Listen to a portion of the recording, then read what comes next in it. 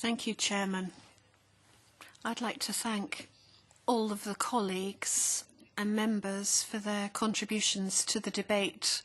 And let me repeat that really what I was doing today when I spoke was just analyse what the situation was, because we had the summer holidays intervene and I really just updated people on how far we'd got rather than touching on the political points.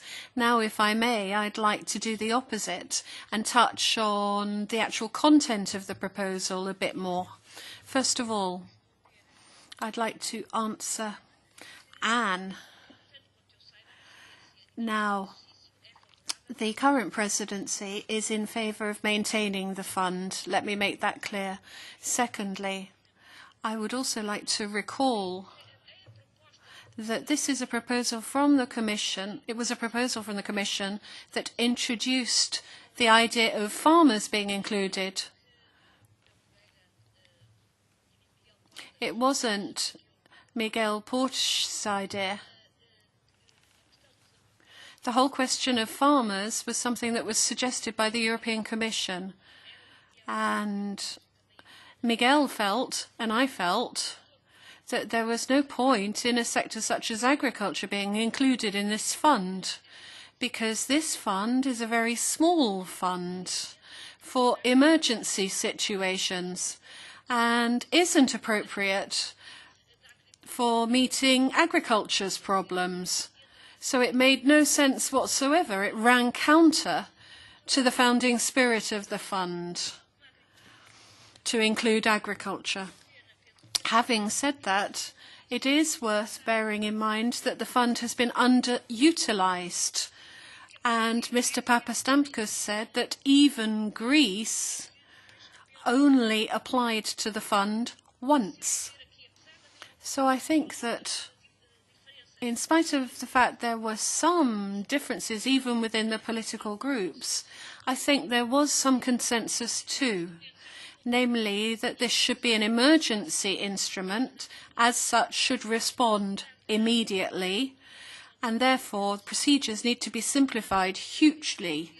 Mrs. Matera has a huge amount of experience in this area, and she made that point too, and said applications should be able to be made in the language of the member states, as well as the most broadly used languages of the European Union, to make it easier for the member states to apply to the fund for assistance. And I think that the question of how long things take has to be looked at. I think perhaps we do need to shorten them, and that's vital. But the question of the budget is also vital. What's being proposed is that this fund be put in a pro memoriam line. Now, it's been underutilised in terms of the budget that it had in earlier years. I feel it should have its own budget, but we need to speed up the process. If it doesn't have its own budget, it doesn't matter whether we speed up its procedures. In reality, as it doesn't have its own budget, the whole process will depend on the three budgetary authorities, and as such, the comp will be much more complex. Whereas actually what we should be doing is speeding things up so that the fund can respond very quickly. Now, I don't want to reiterate what's already been said, but the question of the threshold was raised.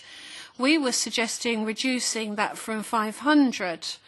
Now, I can understand the concerns of our chairman, Mr. Lamassoure. Now, it's true, depending on the size of the country and community,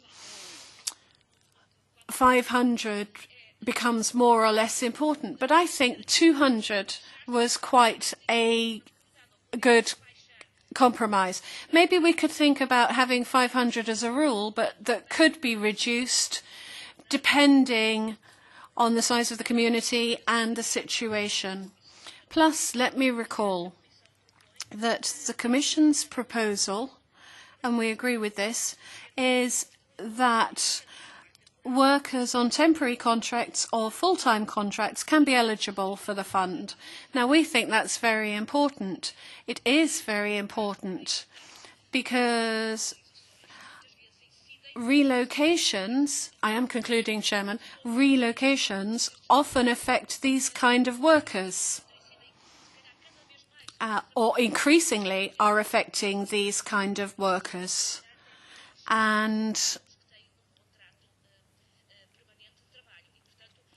as such, I think being able to provide for different kinds of employment contracts is a very good idea, because it will mean that more of them have access to the assistance from the fund, but not farmers. Farmers, we don't think, should be eligible.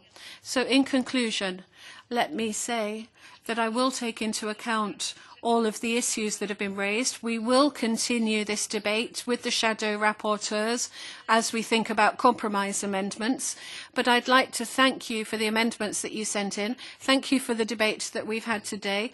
We will be discussing this over the next few weeks, as I said, and hopefully we will be able to maintain in existence this very necessary fund.